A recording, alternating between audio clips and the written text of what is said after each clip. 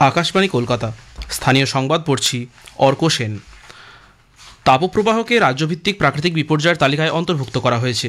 ফলে এখন থেকে হিটস্ট্রোক বা সানস্ট্রোকে রাজ্যে কেউ প্রাণ হারালে মৃতের পরিবার 2 লক্ষ টাকা ক্ষতিপূরণ পাবেন। গত 19 আগস্ট মুখ্যসচিব মনোজ পন্থের নেতৃত্বাধীন বিপর্যয় মোকাবিলা বিষয়ক কার্যনির্বাহী কমিটির বৈঠকে এই সিদ্ধান্ত নেওয়া হয়। রাজ্য বিপর্যয় মোকাবিলা ও সিভিল ডিফেন্স দপ্তর এই মর্মে বিজ্ঞপ্তি জারি করেছে। উল্লেখ্য, কেন্দ্র ও রাজ্য বিপর্যয় মোকাবিলা গাইডলাইন্স অনুযায়ী বন্যা, সাইক্লোন, খরা, ভূমিকম্প, সুনামি ইত্যাদি ঘটনাকে সাধারণত প্রাকৃতিক বিপর্যয় ধরা হয়। তবে ওই গাইডলাইনেই রাজ্যভিত্তিক প্রাকৃতিক বিপর্যয় ঘোষণা করার ক্ষমতা দেওয়া হয়েছে রাজ্য সরকারকে। তার ভিত্তিতেই পশ্চিমবঙ্গ সরকার হিটওয়েভ, নদী ভাঙন, ভারী বৃষ্টি, বন্য পশুর আক্রমণ, বিদ্যুৎস্পৃষ্ট হয়ে মৃত্যু, জঙ্গলে আগুন সহ মোট 14টি ঘটনাকে রাজ্যভিত্তিক প্রাকৃতিক বিপর্যয় হিসেবে ঘোষণা করেছে। রাজ্যের থানাগুলির নিরাপত্তা ব্যবস্থা জোরদার করতে আধুনিক সিসিটিভি ক্যামেরা বসানোর সিদ্ধান্ত নেওয়া হয়েছে। প্রাথমিক পর্যায়ে 6টি কমিশনারেটের 50টি থানায় নতুন ক্যামেরা বসানোর কাজ চলবে। প্রতিটি থানায় লাগানো হবে 20টি উন্নত মানের ক্যামেরা। নতুন ক্যামেরাগুলিতে নাইট ভিশন, স্পষ্ট অডিও এবং 365 দিনের স্টোরেজ ক্যাপাসিটি থাকবে। উল্লেখ্য, বর্তমানে প্রতিটি থানায় গড়ে 6টি ক্যামেরা রয়েছে। সুপ্রিম কোর্টের নির্দেশ অনুযায়ী প্রতিটি থানায় 20টি ক্যামেরা থাকা প্রয়োজন। প্রাথমিকভাবে কলকাতা সংলগ্ন কমিশনারেটগুলো এজন্য বাছাই করা হয়েছে। এই প্রকল্পের জন্য খরচ ধরা হয়েছে 7 কোটি টাকা। আজ করম পরব।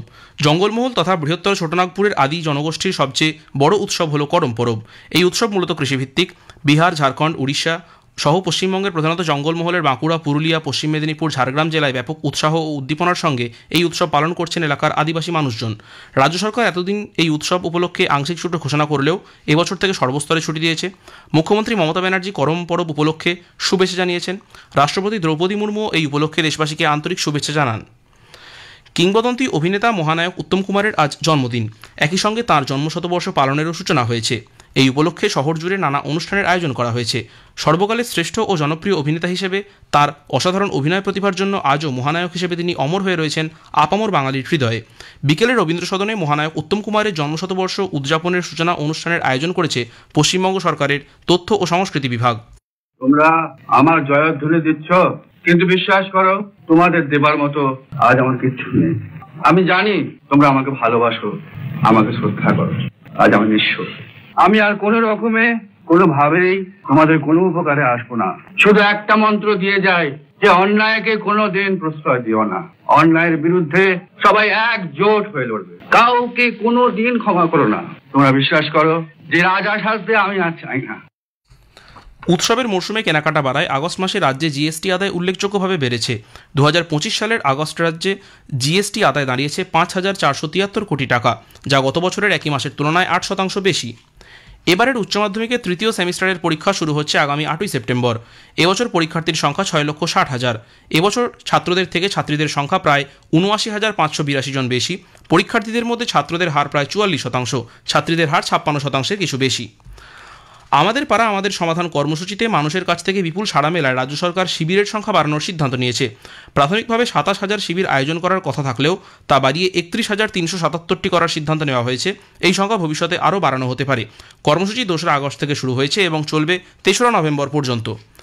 কবি সুকান্ত ভট্টাচার্যের জন্ম শতবর্ষকে সামনে রেখে স্টুডেন্ট হেলথ হোমের 74তম প্রতিষ্ঠা দিবসে গতকাল গিগ ওয়ার্কারদের রক্তদান ও তাদের মুখগহ্বরের স্বাস্থ্য পরীক্ষার শিবিরের আয়োজন করা হয়।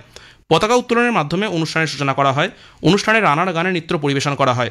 চিকিৎসক, শিক্ষক, গিগ ওয়ার্কার ও ছাত্রছাত্রী সহ 87 জন রক্তদান করেন। উপস্থিত ছিলেন হোমের সম্পাদক ডাক্তার পবিত্র কুমার গোস্বামী, সহসভাপতি তরুণ ব্যানার্জি সহ অন্যান্যরা। পশ্চিম বর্ধমানের সালানপুরের দেন্দুয়া মোড়ে গত রাতে ট্রাকের ধাক্কায় এক ব্যক্তির মৃত্যুকে কেন্দ্র করে ব্যাপক উত্তেজনা ছড়ায়। স্থানীয় সূত্রে জানা গিয়েছে, গত সন্ধ্যায় তিনি দেন্দুয়া কল্যাণেশ্বরী রাস্তার ধারে দাঁড়িয়েছিলেন। সে সময় একটি পণ্যবাহী ট্রাক তাকে ধাক্কা মারে। হাসপাতালে নিয়ে যাওয়ার পথে তার মৃত্যু হয়। মৃতের নাম অশোক মাহাতো। মৃতের পরিবারকে ক্ষতিপূরণ এবং পরিবারের 2 জনকে চাকরি দেওয়ার দাবিতে রাস্তা অবরোধ করেন স্থানীয়রা। রাজ্য পুলিশের এসটিএফ মালদার বৈষ্ণবনগর থানা এলাকায় গতকাল গভীর রাতে প্রায় 21 লক্ষ টাকার জাল নোট সহ 2 জনকে গ্রেফতার করেছে।